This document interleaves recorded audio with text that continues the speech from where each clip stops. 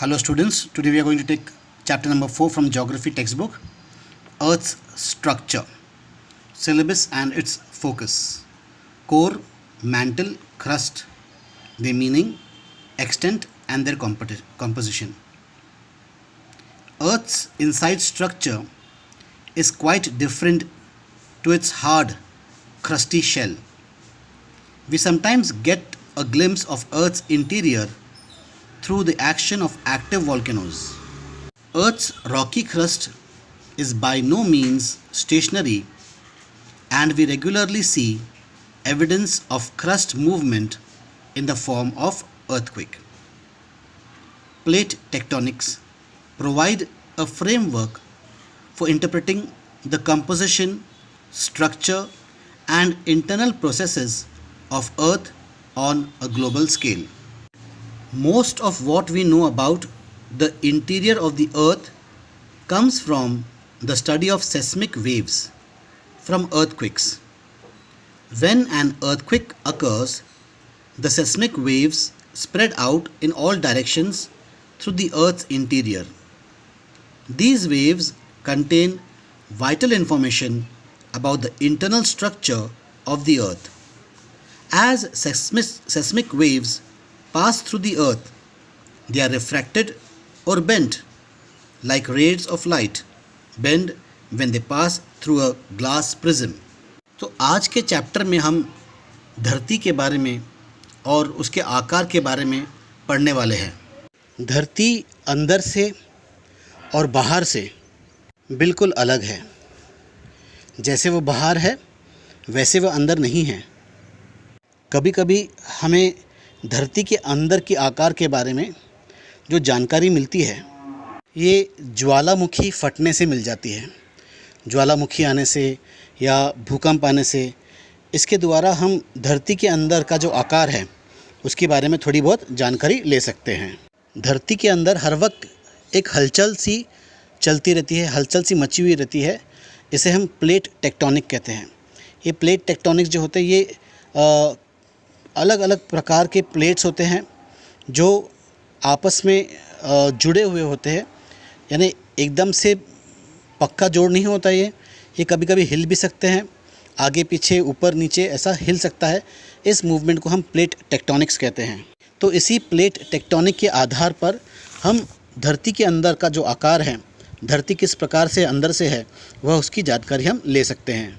आज हमारे पास जितनी भी जानकारी है अर्थ के अंदर की, वह भूकंप की वजह से जो सेस्मिक वेव्स होता है, भूकंप जब होता है ना, तो एक जगह पे धरती को बहुत बड़ा झटका लगता है और इस झटके का जो असर है वो बहुत दूर तक का फैल जाता है।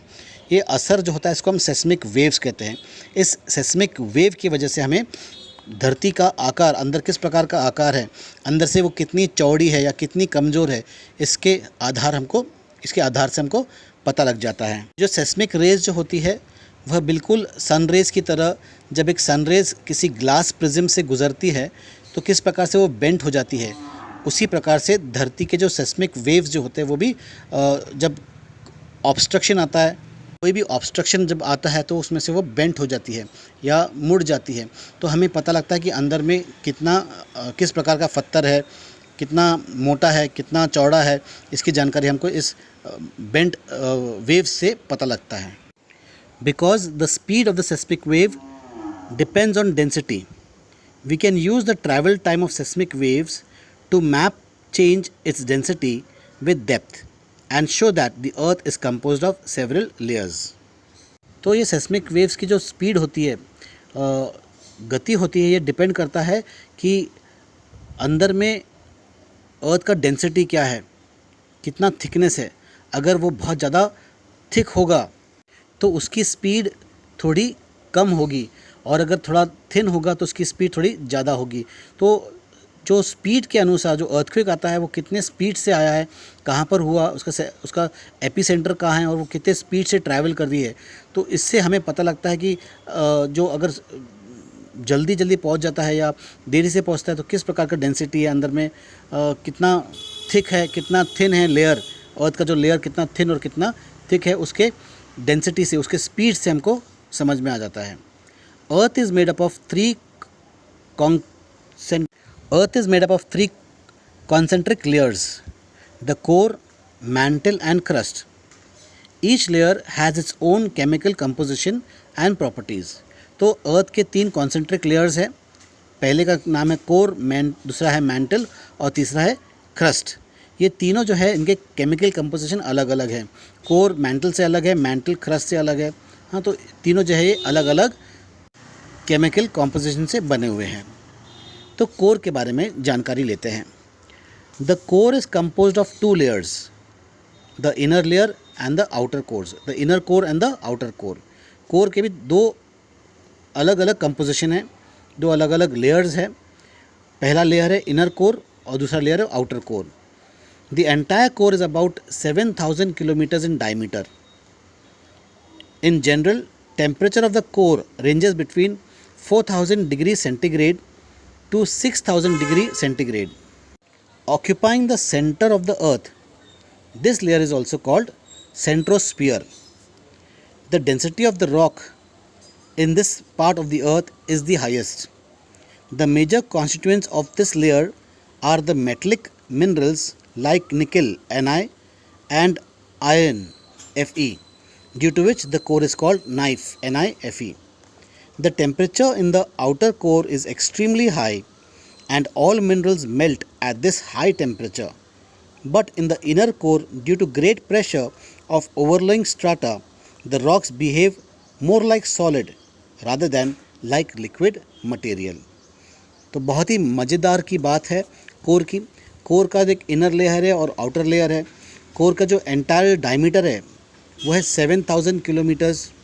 कोर का जो टेम्परेचर है वो 4,000 डिग्री सेंटीग्रेड से लेकर 6,000 डिग्री सेंटीग्रेड का, यानी बहुत ज़्यादा गर्मी है. 4,000 डिग्री सेंटीग्रेड, आप लोगों को 40 से 45 डिग्री सेंटीग्रेड का टेम्परेचर बर्दाश्त नहीं होता. तो यहाँ पर तो 1000 गुना ज़्यादा है.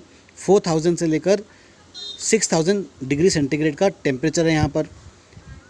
और क्योंकि ये कोर जो होता है ये अर्थ के सेंटर में होता है, बीचों बीच में होता है, इसलिए इसका एक और एक नाम है, उसका नाम है सेंट्रोस्फीयर. मतलब in the centre of the sphere, in the centre of the circle. और यहाँ पर जो रॉक की जो डेंसिटी है वो सबसे हाईएस्ट होती है. एक और एक इम्पॉर्टेंट बात है यहाँ पर जो है, जो इस रॉक में इसमें मेजर कॉन्स्टिट्यूएंट जो होता है वो निकल और आयन है. NiFe. Ni stands for nickel and Fe stands for iron. तो इसलिए इसका एक और एक नाम दिया है नाइफ, NiFe नाइफ. निकल और आयन ये दोनों मेटलिक मिनरल्स हैं. The temperature in the outer core is extremely high. जो आउटर कोर और इनर कोर बताया था ना मैंने, दो लेयर्स है कोर्स के. आउटर कोर पे टेम्परेचर बहुत ज़्यादा गर्म है. इतना गर्म है कि यहाँ पर पत्थर क्या, लोहा क्या, सब कुछ पिघल जाता है. लेकिन जो इनर कोर है, इनर कोर उससे भी ज़्यादा गर्म है. इनर कोर बहुत गर्म है, लेकिन ऊपरी दबाव की वजह से, आउटर कोर का दबाव प्लस क्रस्ट का दबाव, मैंटल का दबाव, इन सब का जो दबाव की वजह से क्या हो जाता है, ये यहाँ का जो लिक्विड, सेमी लिक्विड फॉर्म का जो है वो एक्चुअली सॉलिड के फॉर्म में बिहेव करता है. But the inner core, due to great pressure of the overlying strata, the rocks behave more like solid rather than like liquid material. तो ये लगभग सॉलिड के जैसे ही बिहेव करते हैं. लिक्विड जैसा फ्लो नहीं है इनमें, लेकिन सॉलिड का बिहेव, क्योंकि सभी तरफ से ये कॉम्प्रेस्ड है, सभी तरफ से ये दबे हुए हैं. अर्थ के जो 3 पार्ट्स है, द कोर, द मैंटल और द क्रस्ट, हमने अभी कोर के बारे में जानकारी ली है. अब हम चलते हैं मैंटल की तरफ. The mantle is almost 2,900 kilometers thick and comprises about 83% of the Earth's volume. It is composed of several different layers. Mantle जो होता है वो 2,900 किलोमीटर्स थिक है और 83% का जो अर्थ का जो पूरा वॉल्यूम है, जो 83% जो है ये मैंटल से ही बना हुआ है. The top layer of the upper mantle 100 to 200 kilometers below the surface is called asthenosphere. Scientific studies suggest that this layer has physical properties that are different from the rest of the upper mantle. The rocks in this upper portion of the mantle are more rigid and brittle because of cooler temperature and lower pressure. तो अर्थ का जो अधिकतम हिस्सा है वो mental से बना हुआ है, यानी 83% जो है अर्थ का वह मैंटल से बना हुआ है, और इसमें भी 2900 किलोमीटर्स जो उसकी थिकनेस है। मैंटल की थिकनेस कितनी है?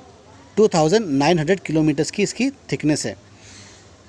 और जो इसका जो ऊपर लेयर जो है मैंटल का जो अपर मैंटल है उसे 100 से 200 किलोमीटर्स की सरफेस के नीचे है। वो इसे एस्थेनोस्फीयर के नाम से भी जाना जाता है, यानी जो टॉप लेयर जो है मैंटल का जो टॉप लेयर है वो 100 से 200 किलोमीटर्स सरफेस के नीचे तक का है, और इसे क्या कहते हैं?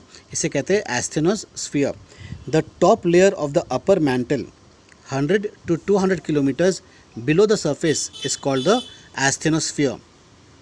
इसकी जब साइंटिफिक स्टडी की गई तो ये पाया गया कि इसकी जो फिज़िकल प्रॉपर्टीज़ है ये बहुत ही अलग है अपर मैंटल से, और बाकी मैंटल से ये एस्थेनोस्फीयर का जो स्ट्रक्चर है बहुत ही अलग है। The rocks in this upper portion of the mantle are more rigid and brittle because of cooler temperature and lower pressure.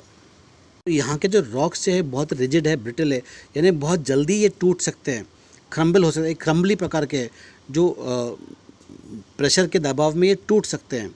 क्यों? इसका कारण क्या है? क्योंकि यहाँ का टेम्परेचर जो है वो काफ़ी कम है और प्रेशर भी काफ़ी लो है। Below the upper mantle is the lower mantle that extends from 670 to 2900 kilometres below the earth surface. तो हम अर्थ के सरफेस अर्थ के सतह के नीचे की बात कर रहे हैं। अभी तक जितना भी बात हो रहा है वो सब अर्थ के सतह के नीचे की बात हो रही है। Below the upper mantle is the lower mantle that extends from 670 to 2900 kilometres below the earth surface. This layer is hot and elastic. ये जो लेयर जो है हॉट है और इलास्टिक है। टेक्स्ट बुक में प्लास्टिक भी दिया हुआ है, तो यानी प्लास्टिक की तरह तनता होगा या इलास्टिक की तरह ये एक्सटेंड होता है। The higher pressure in this layer causes the formation of minerals that are different from those of the upper mantle। तो यहाँ का जो स्ट्रक्चर है, जो मिनरल कंपोजिशन है वह काफ़ी अलग है। क्यों? यहाँ पर प्रेशर हाई है। जैसा जो अपर मैंटल होता है उससे यहाँ के मिनरल्स काफ़ी अलग पाए जाते हैं। The higher pressure in this layer causes the formation of mineral that are different from those of the upper mantle। The lithosphere is the layer that includes the crust and the uppermost portion of the mantle। तो अर्थ का जो ऊपर का हिस्सा है जिसके ऊपर अपन खड़े हैं, या जो बिल्डिंग्स है, जो पेड़ है, जो पहाड़ है, ये लिथोस्फीयर में आता है। ठीक है, ये आप जो फिगर जो दिया है आपके टेक्स्ट बुक में उसमें आप देख सकते हैं लेयर्स ऑफ द अर्थ दिखाया गया है। वहाँ पर किस प्रकार से एक ऑलमोस्ट सेमी सर्कल बना हुआ है या 3/4 सर्कल बना हुआ है, उसमें क्रस्ट है, आउटर कोर है, इनर कोर है। उसको बहुत अच्छी तरह से डिस्क्राइब किया है। जैसे चीज़ का एक टुकड़ा काट के वैसे दिखाते हैं ना, वैसे आपको दिखाया गया है। और क्रस्ट जो है वो केवल 0 से लेकर 100 किलोमीटर्स की थिकनेस का होता है क्रस्ट। फिर उसके नीचे आता है, क्रस्ट के नीचे आता है एस्थेनोस्फीयर। देखो लाल कलर का एस्थेनोस्फीयर दिख रहा है। फिर उसके नीचे आता है मैंटल। मैंटल के नीचे आता है आउटर कोर, और सबसे अंदर में आता है इनर कोर। तो लिथोस्फीयर जो क्रस्ट जो है ये अपर मोस्ट सॉलिड मटेरियल होता है। जो लिथोस्फीयर होता है ये सबसे ऊपर का हिस्सा है। यहाँ पर आपको पहाड़ वहाड़, नदी समुद्र सब आपको लिथोस्फीयर में दिखाई देंगे। फिर लिथोस्फीयर के नीचे आ जाता है मैंटल, और बाकी जो हिस्सा है मैंटल के नीचे का हिस्सा जो होता है वो होता है कोर। और कोर को कितने भागों में डिवाइड किया जाता है? कोर को 2 भागों में डिवाइड किया जाता है। एक का नाम है आउटर कोर और एक का नाम है इनर कोर। इनर कोर जो है वो अर्थ के बिल्कुल सेंटर में है। हाँ, इसलिए इसका नाम क्या पड़ गया? सेंट्रोस्फीयर पड़ गया। तो उम्मीद करता हूँ कि आपको यहाँ तक का तो क्लियर हो गया, समझ में आ गया। डायग्राम से ही आपको जितना मैंने अभी तक का पढ़ाया है, ये एक छोटे से डायग्राम से ही आप इसको आसानी से समझ सकते हैं। So the lithosphere is the layer that includes the crust and the uppermost portion of the mantle. This layer is about 100 kilometers thick and has the ability to glide over the rest of the upper mantle. Because of increasing temperature and pressure, deeper portions of the lithosphere are capable of plastic flow over geological time. तो ये layer की खासियत क्या है कि ये बाकी layer के ऊपर ग्लाइड कर सकता है। ग्लाइडिंग समझ सकता है, अगर हम आसमान की तरफ देखते कोई पक्षी को उड़ते हुए, जब पक्षी उड़ते उड़ते अपने पंख मारना बंद कर देता है तो वो आसमान में यूं ही तैरते हुए निकलता है। इस तैरने को कहते हैं ग्लाइड। तो उसी प्रकार से जो क्रस्ट जो है वो बाकी जो नीचे जो उसका जो लेयर है मैंटल, उस मैंटल या एस्थेनोस्फीयर, इस एस्थेनोस्फीयर के ऊपर ये ग्लाइड करता है। Because of the increasing temperature and pressure, deeper portion of the lithosphere are capable of plastic flow over geologic time. ये प्लास्टिक फ्लो, इसे प्लास्टिक फ्लो इसलिए कहते हैं कि अगर ये क्रस्ट के बाहर आ जाए या कोई वॉल्केनिक एक्टिविटी की वजह से ये अगर फूट कर बाहर निकल जाते हैं तो जब प्लास्टिक जब ठंडा होता है किस प्रकार से वो सॉलिड बन जाता है, तो उसी प्रकार के ये जो एस्थेनोस्फीयर है ये बाहर निकलने के बाद जम जाता है, इसलिए इसको प्लास्टिक का नाम दिया गया है। Because of increasing temperature and pressure, deeper portion of the lithosphere are capable of plastic flow over geologic time. Geologic time क्या होता है?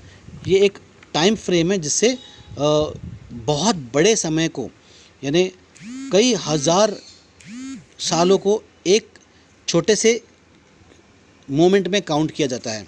तो हम कह सकते हैं कि हिमालयज़ आर वेरी रिसेंटली फॉर्म्ड, यानी हिमालयज़ अभी अभी बने हुए हैं। यानी अभी अभी बने हुए मतलब हमारे आने से पहले बने हुए हैं। तो ये अभी अभी बने मतलब ये जियोलॉजिक टाइम से एक बहुत ही छोटा टाइम फ्रेम कर देता है इसको। The lithosphere is also the zone of earthquakes, mountain buildings, volcanoes and crust continental drift. तो लिथोस्फीयर क्या होता है कि अब हमको जो सारे के सारे जो झटके वगैरह जो होते हैं अर्थ के नीचे के जो मूवमेंट्स हैं वो आखिरकार आकर एंड कहाँ पर होते हैं? वो लिथोस्फीयर में होते हैं। तो आपको यहाँ पर अर्थक्वेक का आभास होगा, यहीं पर पहाड़ बन जाएंगे। पहाड़ बनने के अलग अलग कारण होते हैं। एक वॉल्केनिक इरप्शन से भी पहाड़ बन सकता है, एक फॉल्ट मूवमेंट्स की वजह से पहाड़ बन सकता है, फोल्डिंग और फॉल्टिंग से पहाड़ बन सकते हैं। हाँ, ये पहाड़ बनना, वॉल्केनोस फूटना, अर्थक्वेक्स होना, कॉन्टिनेंटल ड्रिफ्ट होना। जैसा इंडिया जो है, इंडिया अगर मैं आपसे कहूँगा कि इंडिया जो है वो एशिया का हिस्सा था ही नहीं, तो ये बहुत ही सरप्राइजिंग वाली बात आती है। लेकिन कई साल पहले ये इंडिया जो इंडो ऑस्ट्रियन प्लेट था, ये ऑस्ट्रेलिया से जुड़ा हुआ था। वहाँ से टूट कर आकर ये आकर जाके एशिया से टकराया और जाके पहाड़ बना, हिमालय पहाड़ बना। तो हिमालय पहाड़ जो है फोल्डिंग माउंटेन्स है या फोल्डेड माउंटेन्स है। तो ये कॉन्टिनेंटल ड्रिफ्ट की वजह से ऐसा हुआ है। फिर अगला पार्ट है क्रस्ट। हाँ, जैसा पहले the core, the mantle and the crust. The top most part of the lithosphere consist the crust. Solid rocks forms the crust. Two types of crust can be identify, oceanic crust and continental crust. तो earth के सबसे ऊपर का जो हिस्सा है उसे हम क्रस्ट कहते हैं। लिथोस्फीयर का जो सबसे ऊपर का जो हिस्सा है उसे हम क्रस्ट कहते हैं। और ये क्रस्ट जो है वो रॉक्स से बना हुआ है। जो सॉलिड रॉक्स थे, रॉक्स के टूटने से या रॉक्स के डिसइंटीग्रेट होने से क्रस्ट बनता है। क्रस्ट के भी दो रूप होते हैं। There two types of crust या टू फॉर्म्स ऑफ क्रस्ट। पहला है, उसको हम ओशनिक क्रस्ट कहते हैं, जो कि समुद्र के पानी के नीचे है। हाँ, उसे हम ओशनिक क्रस्ट कहते हैं। और दूसरा है कॉन्टिनेंटल क्रस्ट, जो ज़मीन है जिसके ऊपर रोड्स वगैरह जो बिल्डिंग जो बने हैं वो कॉन्टिनेंटल क्रस्ट है। और जो समुद्र है वहाँ पर भी समुद्र का पानी को होल्ड करने के लिए भी तो ज़मीन चाहिए ना। तो समुद्र के पानी के नीचे की जो ज़मीन होती है उसे हम ओशनिक क्रस्ट कहते हैं। Ocean crust is thin and measures between 5 to 10 kilometres thickness. तो ये ओशन क्रस्ट क्या, तो थोड़ा पतला होता है। वाजिब है, ये पतला है क्योंकि यहाँ पर जो आउटर क्रस्ट है, जो कॉन्टिनेंटल क्रस्ट जो है, ये उससे पतला इसलिए है कि यहाँ पे एक बहुत गहरी खाई होगी, बहुत गहरा गड्ढा होगा। ये इस इलाके में जो क्रस्ट का फॉर्मेशन है सबसे पतला है, इसीलिए यहाँ पर जब डिप्रेशन हुआ, इस डिप्रेशन में आकर पानी भर गया। हाइड्रोस्फीयर जो है इसी क्रस्ट में आपको, ओशनिक क्रस्ट में ज़्यादा हाइड्रोस्फीयर आपको मिलेंगे। Oceanic crust is thin and measures between 5 to 10 kilometres thick. It is also composed of basalt and has a density of about 3.0 grams per cubic centimeter। ये जो ओशनिक क्रस्ट है, ocean crust है, ये केवल 5 से 10 kilometre का ही चौड़ाई है इसकी। और यहाँ पर जनरली आपको बसाल्ट टाइप के रॉक्स मिलेंगे। जो काला पत्थर होता है ना, जो गिट्टी आप जो देखते हैं, हाँ, वह बसाल्ट है। तो यहाँ पर आपको जनरली बसाल्ट टाइप के पत्थर दिखाई देंगे और इसमें इसकी जो डेंसिटी है वो 3 ग्राम्स पर क्यूबिक सेंटीमीटर की डेंसिटी है। Whereas the continental crust is 20 to 70 kilometers thick and composed mainly of lighter granite। तो अगर हमें differentiate between ocean crust and continental crust करना पड़ेगा तो सबसे पहले तो उसके थिकनेस के बारे में हमको बताना पड़ेगा कि ओशन क्रस्ट जो है वो 5 to 10 किलोमीटर्स थिक है, वेराज कॉन्टिनेंटल क्रस्ट जो है 20 to 70 किलोमीटर्स थिक है। फिर ओशनिक क्रस्ट जो है, ओशन क्रस्ट जो है consist of granite, sorry consist of basalt. Ocean crust consist of basalt and the continental crust consist of lighter granite. तो ये दो डिफरेंसेस है ओशन क्रस्ट और कॉन्टिनेंटल क्रस्ट में। The density of continental crust is about 2.7 grams per cubic centimetre. और तीसरा difference क्या है उसके डेंसिटी में, जबकि ओशन क्रस्ट की डेंसिटी क्या है, 3 ग्राम की है, 3 ग्राम्स पर क्यूबिक सेंटीमीटर है, वेराज द कॉन्टिनेंटल क्रस्ट की डेंसिटी है 2.7 ग्राम्स पर क्यूबिक सेंटीमीटर। तो कॉन्टिनेंटल क्रस्ट की डेंसिटी ओशन क्रस्ट की डेंसिटी से 0.3 ग्राम्स जो है वो कम है। Silicon, aluminium and magnesium are the chief elements that make up the crust. Crust में जो मेन एलिमेंट्स है वो सिलिकॉन है, एल्यूमिनियम है और मैग्नीशियम है। Lithosphere and the plate tectonics. The most well-known feature associated with Earth's lithosphere is tectonic activity. Tectonic activity describes the interaction of the huge slabs of lithosphere called tectonic plates. अर्थ के lithosphere की सबसे बड़ी खासियत क्या है कि इसमें tectonic activities चलती रहती है। टेक्टोनिक एक्टिविटी एक्चुअली क्या है, टेक्टोनिक्स क्या है? टेक्टोनिक्स एक बहुत बड़े बड़े स्लैब्स है, बहुत बड़े बड़े रॉक्स के लेयर्स है, लिथोस्फीयर के लेयर्स है। इस रॉक्स के जो लेयर्स को कहते हैं टेक्टोनिक प्लेट्स। और इन प्लेट्स ये बिल्कुल एक जैसे जुड़ी हुई प्लेट नहीं होती है, ये इनमें क्रैक्स है, इनमें दरारें हैं, इनमें गैप्स है। और ये गैप्स एकदम स्थिर नहीं है, ये हर वक्त हिलते डुलते रहते हैं, इनमें हलचल होती रहती है और इसी हलचल को टेक्टोनिक एक्टिविटी कहते हैं। The lithosphere is divided into 15 major tectonic plates. They are the North American, Caribbean, South American, Scotia, Antarctic, Eurasian, Arabian, African, Indian, Philippine, Australian, Pacific, Juan de Fuca, Cocos and Nazca. ये 15 major tectonic plates के नाम हैं, इनको आपको याद करना होगा। मैं वापस से दोहरा देता हूँ प्लेट्स के नाम। The lithosphere is divided into 15 major tectonic plates.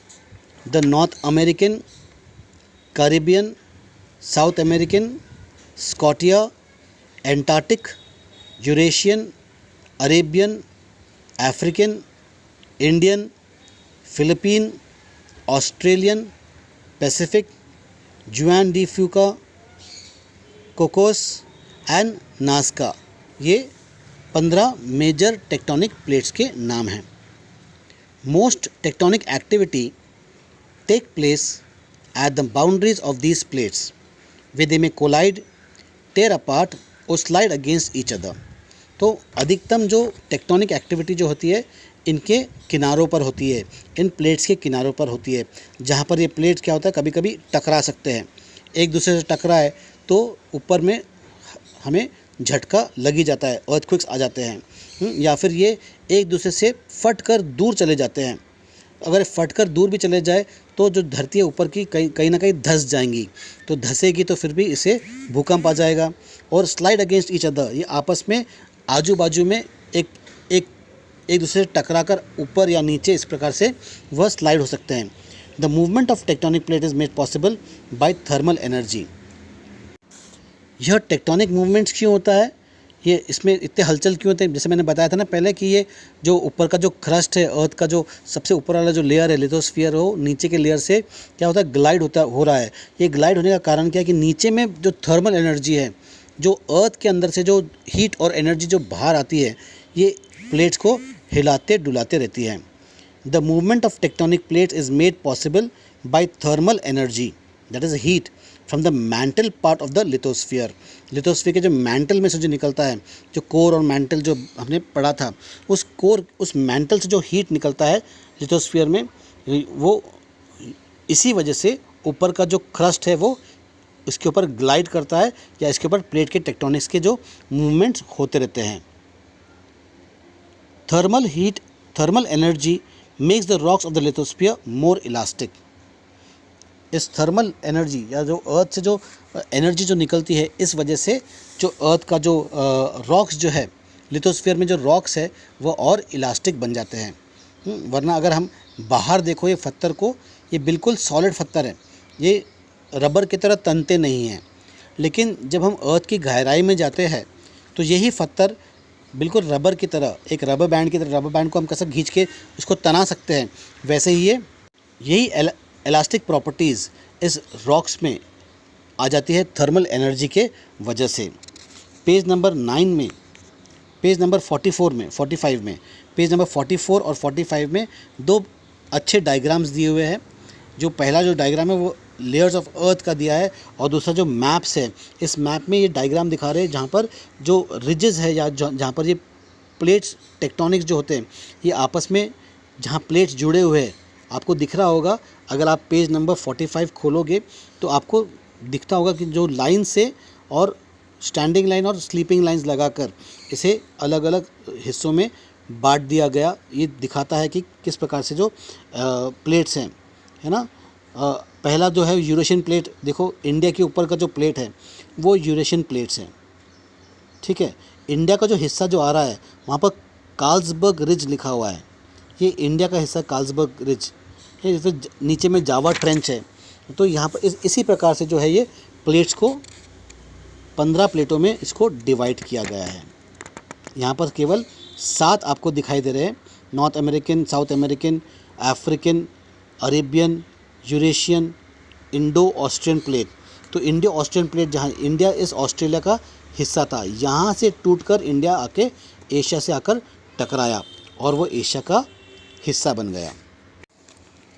Tectonic activity is responsible for some of earth's most dramatic geologic events, earthquakes, volcanoes, orogeny, mountain building को ओरोजेनी कहते हैं, and deep oceanic trenches can all be form by tectonic activity in the lithosphere. तो tectonic activity क्या होता है, ये tectonic activity के वजह से ही जो इवेंट्स होते हैं, जैसा भूकंप आना या वॉल्केनोज, ज्वालामुखी फूटना या पहाड़ बनना, ये सब अर्थ के टेक्टोनिक एक्टिविटी के वजह से होता है। हाँ, and deep oceanic trenches, ocean के अंदर में भी, ओशन तो गहरा है ही, और ओशन से गहरे होते हैं उसके ट्रेंचेस मतलब वहाँ पे जो गड्ढे होते हैं उसके अंदर एक लाइन में, जैसे एक बड़ी लाइन होती है गहरी खाई की, जिस प्रकार से पहाड़ों की खाई होती है ना, पहाड़ के चट्टान पर अगर हम कहीं पर सनराइज़ पॉइंट या सनसेट पॉइंट या एको पॉइंट पर जाते हैं तो हम क्या देखते हैं कि एको पॉइंट और आप जहाँ पर खड़े हो उसके बीच में एक बहुत गहरी खाई है। तो वैसे ही समुद्र के सतह पर, जहाँ पे समुद्र ख़त्म होता है, जहाँ पर समुद्र का पानी जो सबसे गहरा पार्ट होता है, वहाँ पर भी ऐसे ही कुछ गहरे खाई होती है। इस गहरे खाई को हम कहते हैं ट्रेंचेस। तो ये ट्रेंचेस का जो फॉर्मेशन है वह भी टेक्टोनिक एक्टिविटी की वजह से ही पॉसिबल है। Tectonic activity can shape the lithosphere itself. Both oceanic and continental lithospheres are thinnest at rift valleys and mid oceanic ridges. तो टेक्टोनिक एक्टिविटी क्या करता है, लिथोस्फीयर को आकार देता है। आप जो पहाड़ देख रहे हैं, प्लेन्स देख रहे हैं, प्लेटूज देख रहे हैं, ये सभी के सभी जो है वो टेक्टोनिक एक्टिविटी के वजह से ही बने हुए हैं। Both oceanic and continental lithospheres are thinnest, है ना, जहाँ ओशनिक हो या कॉन्टिनेंटल लिथोस्फीयर है, ये सबसे थिनेस्ट कहाँ होता है, रिफ्ट वैलीज पर या एंड मिड ओशनिक रिजेस पर। Both oceanic and continental lithospheres are thinnest at rift valleys and mid oceanic ridges where tectonic plates are shifting apart from one another. जहाँ पर ये प्लेट्स जुड़ते हैं या जहाँ पर ये प्लेट्स का जो सीमा होती है, ये जो प्लेट की जो सीमा होती है, यहाँ पर सबसे पतला होता है लिथोस्फीयर। कॉन्टिनेंटल लिथोस्फीयर का लेयर हो या ओशनिक लिथोस्फीयर हो, यहाँ पर जो लेयर है सबसे कम थिकनेस का होता है, सबसे दुबला पतला होता है। At these zones the lithosphere is only as thick as the crust. केवल क्रस्ट जितना होता है, जितना क्रस्ट जितना थिकनेस, यानी क्रस्ट की थिकनेस क्या होती है, 0 से लेकर 100 किलोमीटर्स की क्रस्ट की थिकनेस होती है। 0 से लेकर 100 की जो थिकनेस का जो लेयर है, यहाँ पर जनरली आपको जहाँ पर ये डाइवर्ज होते हैं, जहाँ पर ये प्लेट्स एक दूसरे से शिफ्ट होते हैं, वहाँ पर इसकी थिकनेस बहुत ही कम होती है। On the basis of its composition the crust is generally divided into 2 parts, sial और सीमा। तो इसमें भी सियाल और सीमा ये दोनों जो है ये केमिकल नाम्स हैं।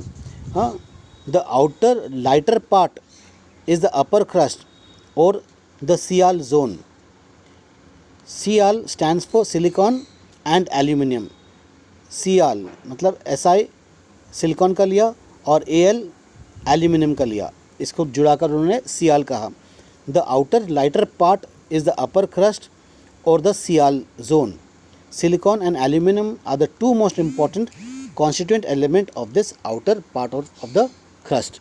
तो इसका नाम सियाल इसलिए रखा गया कि यहाँ पे सबसे इम्पॉर्टेंट कंपोनेंट्स जो है इसके वो है सिलिकॉन और aluminium. It is due to the dominance of these two minerals in the upper part of the crust that it is called as sial, silicon and aluminium layer. The lower part of the crust is sima. ये भी देखो silicon और magnesium, sima, silicon का SI और magnesium का Ma, इस प्रकार से इसका नाम जुड़ाकर सीमा रखा है। The lower part of the crust is sima. It is made up of silicon and magnesium type of material. The rocks forming the sima zone have a density of about 3 to 3.4 gram per cubic centimetre and they are heavier than the rocks forming the sial zone.